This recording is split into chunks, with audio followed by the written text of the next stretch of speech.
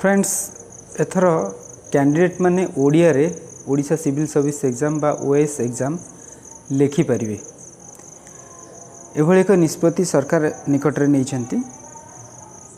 से समस्त पेपर को ओडिया रे लिखिपारे केवल ओडिया लैंग्वेज किंवा इंग्लिश लैंग्वेज पेपर को से लैंग्वेज रे लिखे जमी ओडिया लैंग्वेज पेपर को ओडिया रे एवं इंग्लिश लैंग्वेज पेपर इंग्लिश रे एवं कैंडिडेट मैंने मध्य बाछि पारिबे से माने को भाषा रे इंटरव्यू देबे ओडिया किमा इंग्लिश तो बोथ उभय ओडिया एवं इंग्लिश रे से माने इंटरव्यू देबा पई बाछि पारिबे।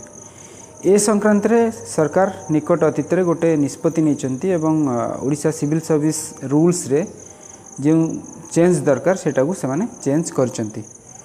आमर कैंडिडेट मानकर एवं बहुत स्टूडेंट मानकर डिमांड थिला जे ओडिया रे ओएस एग्जाम को कंडक्ट करा जाऊ किंतु एभली हेई नथिला। आम जानिछे जे यूपीएससी तार एग्जाम को 1980 मसीहा ठारू 22 टी आंचलिक भाषा रे कंडक्ट करूची किंतु ओएस एग्जाम आज पर्यंत ओडिया रे कंडक्ट हेई पारि नथिला। तो सेति पई 2021 रे केते जण ओडिया भाषाविद गोटे पिटिशन फाइल करथिले ओडिशा हाई कोर्ट रे।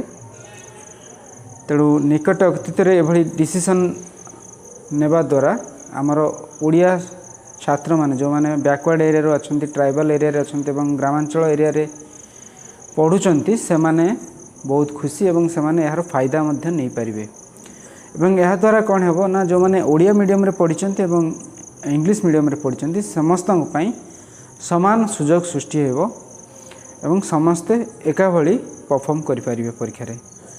फ्रेंड्स ये वीडियो देखते थैंक्स एवं सब्सक्राइब दिस चैनल।